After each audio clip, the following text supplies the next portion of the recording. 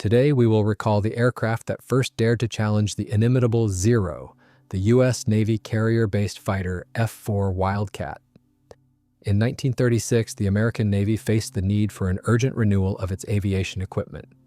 The F4F biplanes in service no longer met the challenges of the time, being noticeably inferior in speed to the newest land-based designs. It is not surprising that in this connection, almost the only requirement of the customer was that the new machine must surpass the mark of 470 kilometers per hour. The main contenders for the role of a promising carrier fighter were a refined variant of the land-based fighter P-35 Alexandra Cartwelly Brewster Buffaloes and the hero of my story today, the F-4 from the firm Grumman. Moreover, Grumman's engineers came to the competition as favorites, for it was precisely this company's airplanes that for the 6 preceding years had invariably formed the basis of the fleet's fighter aviation. But all of those were aeroplanes with the old biplane wing scheme. Now, to achieve the required characteristics, a monoplane was obviously needed. Despite this seemingly quite important circumstance, the designers did not set about creating a new aircraft from scratch, but carried out a kind of modernization of the existing one. From the old F3F1, they removed the double wing, replacing it with a single wing located in the mid-fuselage. They moved the cockpit forward, not forgetting to install the most powerful of the experimental engines available at that time. All the work took only 13 months. On September 2, 1937, Robert Hall took the machine into the air. The aircraft received mixed reviews from naval pilots. On the one hand, the fighter possessed decent handling qualities. It came out of a spin easily, dived confidently while handling well at high speeds. On the other hand, the promising aeroplane clearly lacked directional yaw stability. The landing gear came under serious criticism. Not only was its track perilously narrow, but the retraction mechanism was also extremely archaic. On takeoff and landing, the pilot had to make 29 turns of the crank to retract or extend the landing gear. But everything said earlier was nothing compared to the unresolved problem of engine overheating. As a result, the speed characteristics left much to be desired. The prototype was accelerated to only 467 kilometers per hour, which was even less than that of the Brewster F2A, which used a less powerful engine. Flights at the limit eventually led to an accident, which predetermined the winner of the competition. Brewster received a contract to build 60 aircraft. Oleru Grumman had to apply all his influence in order to obtain permission to continue work on what was now an out-of-competition machine. Credit is due to the team led by chief designer William Schwendler. He and his subordinates did truly enormous work. The fuselage and wing underwent a radical redesign, becoming half a meter longer. They tightened the cowling, matching it to the new 1,200 horsepower engine. A distinguishing feature of the chosen power plant was a 2-speed supercharger, allowing the engine to deliver full power over a wide range of altitudes. During control measurements in the presence of Navy representatives, the airplane at 6,000 meters developed a level speed of 540 kilometers per hour. It was a victory. The leap in dynamic characteristics naturally rekindled military interest, and after the manufacturers eliminated minor shortcomings, they concluded contracts that were vital for the company's survival. The F4F3 delivered to line units were equipped with a back armor plate and self-sealing fuel tank protection. The aircraft's armament included 4 12.7mm M2 Browning machine guns located in the wing. If necessary, a pair of 40-kilogram aerial bombs could also be hung under the wings. An interesting feature of the Wildcat was a system of inflatable wing floats. Theoretically, this was supposed to improve buoyancy in the event of a forced ditching. In practice, however, the imperfect automation often triggered falsely in the air, more than once becoming the cause of serious accidents and crashes. In total, during the first year of operation, 4 pilots were lost in the fleet due to various technical flaws, which, however, at that time was not something out of the ordinary. Foreign customers also showed interest in the novelty. Greece bought 30 machines, France about 100. But before the order was fulfilled in metal, both countries fell under the blows of the Wehrmacht, and yet the aircraft made it to Europe.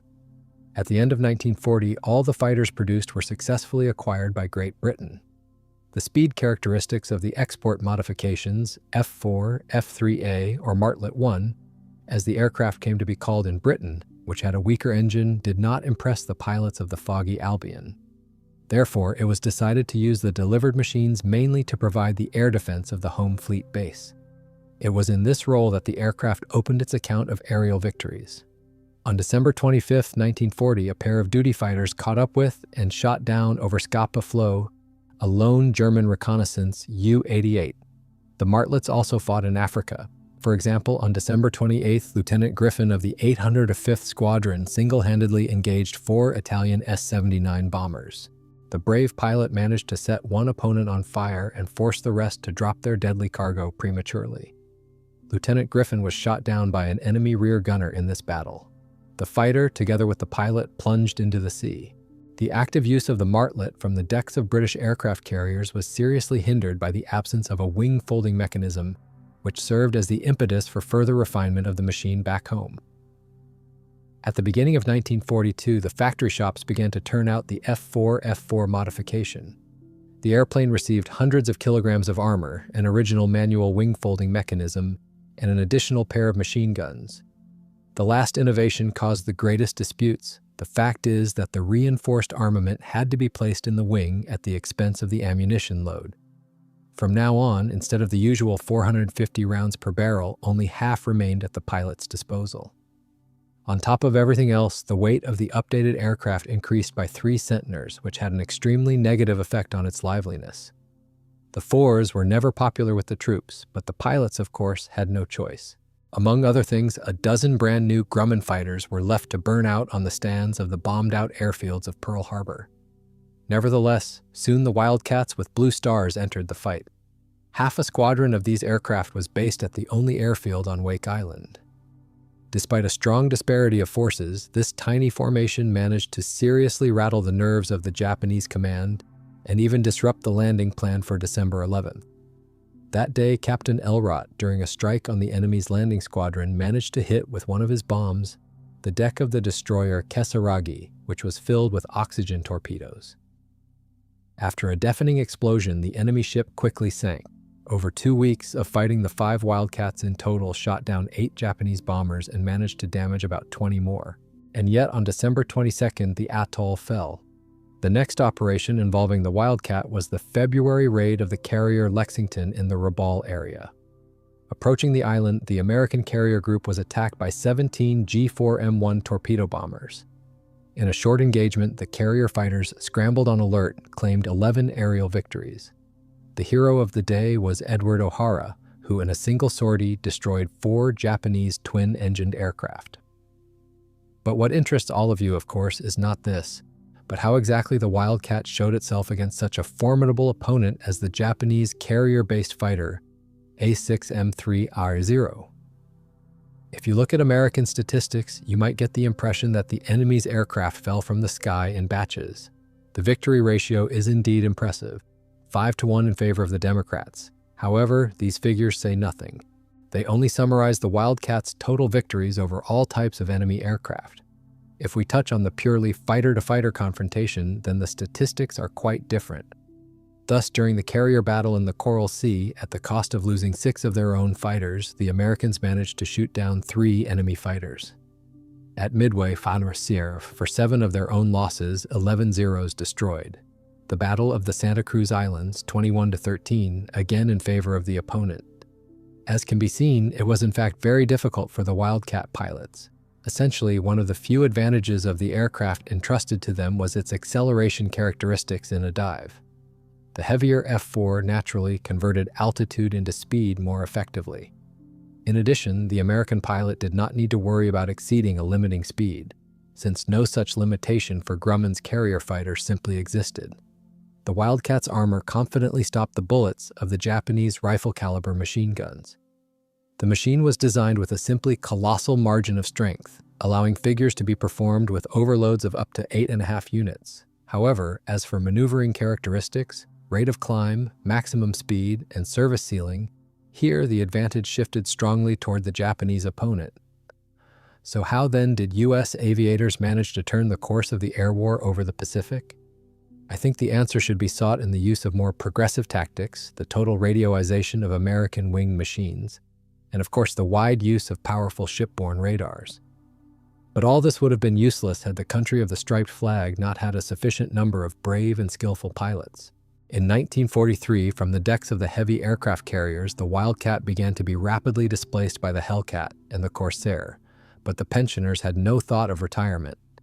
Moreover, production of the aircraft only increased. If over the previous 3 years 2,500 machines had been assembled, then over the next 2, the General Motors plants that had mastered licensed production handed over to the customer more than 4,200 new fighters. The Wildcats were still ideally suited for basing on the numerous escort carriers of the US and Britain, whose short flight decks did not allow more advanced equipment to be operated. Nor was it required, since the main routes of the escorts, as a rule, lay far from zones of enemy fighter activity. The main task of the Wildcats based on these ships was the fight against lone long-range reconnaissance aircraft, and of course hunting submarines. For this, the aircraft was once again refined. The machine received a less massive low-altitude engine, a maximally lightened airframe structure, and a return to the scheme with 4 wing-mounted machine guns. The FM2 modification became the lightest in the Wildcat family. The updated fighter had 1.5 times better rate of climb, up to 550 kilometers per hour, and the maximum speed also increased.